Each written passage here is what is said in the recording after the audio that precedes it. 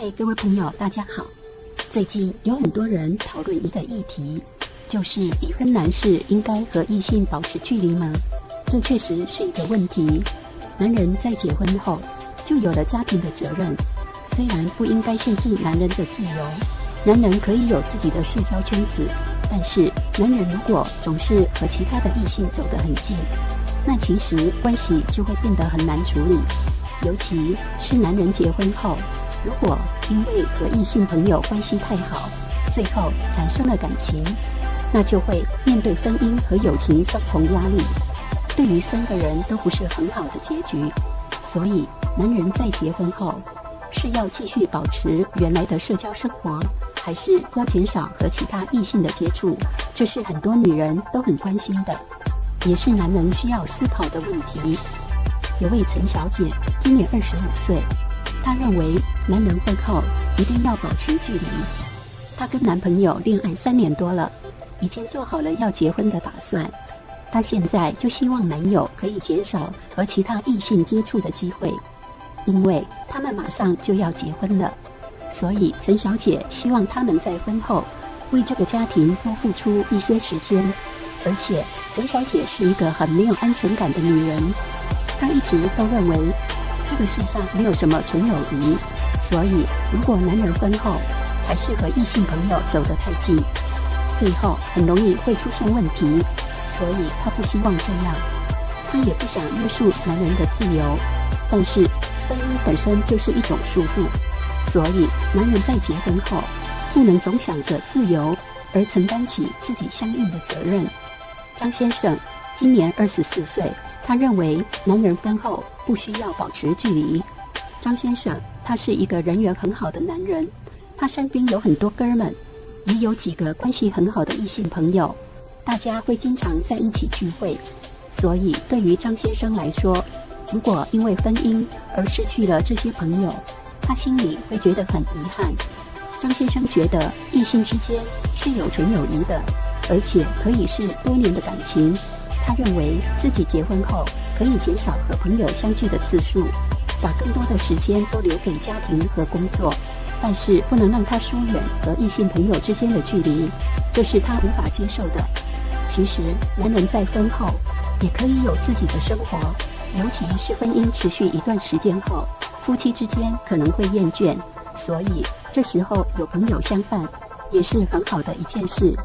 李小姐今年28岁，她认为男人婚后必须与异性朋友保持距离。她和老公结婚3年了，她觉得男人在婚后，不管是关系好的异性朋友，还是一起工作的异性同事，都要保持一定的距离。因为夫妻在结婚后每天都相处在一起，中途肯定会有争吵或是分歧，这时候双方只能看到对方的缺陷，却会爱不起来对方的优点。而如果总是跟异性亲密相处，这样男人就会总是惦记异性朋友的好，而同时又会对妻子有所反感，这样会影响到2个人的婚姻。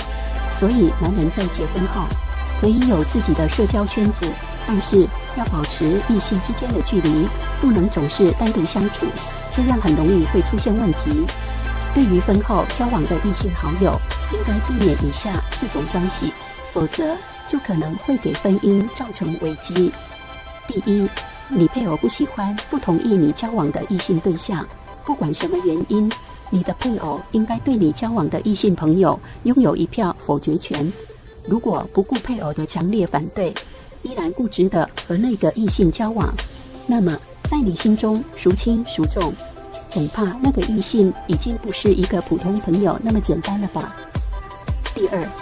曾经的爱人、前男友、前女友、前妻、前夫，以前以及现在仍然爱慕你的人，你以前以及现在仍然爱慕有好感的人，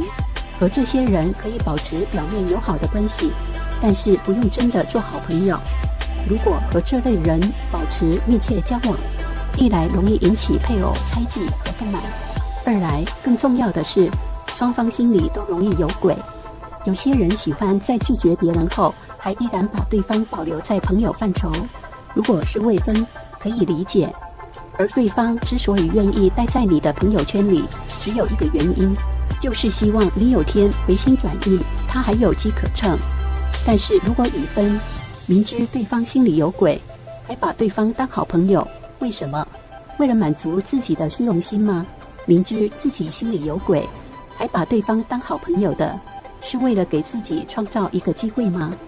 第三，红颜蓝颜知己，你跟他无话不谈，交谈亲密，吐露心声，倾诉自己心中的烦恼，诉说自己婚姻的不如意，分享心灵深处的感觉。两人爱好一致，经常花大量时间在一起，做这做那，两人惺惺相惜，互相欣赏，甚至已经明确表达了对对方的欣赏，双方都会很自然地想起给对方送私人礼物。如果对方有需要，都有一种不顾一切去帮助对方的愿望。这种关系危险，危险，危险！浪漫的爱情几乎肯定会随之而来。特别是当一方婚姻走到谷底的时候，谁的婚姻没有过谷底呢？红颜蓝颜知己就容易趁虚而入，走入你的内心了。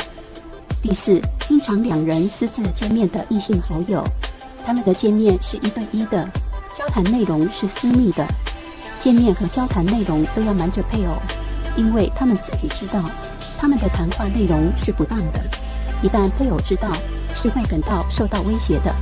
不敢公开给配偶知道的关系已经越界了，越界的友谊产生强大的破坏力，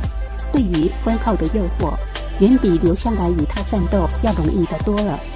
好朋友，你认为婚后是不是应该与异性保持距离呢？欢迎你在底下留言说出你的想法。最后，感谢你的观赏，敬请订阅我的频道，并按下旁边的小铃铛，这样我有新的影片就会优先通知你。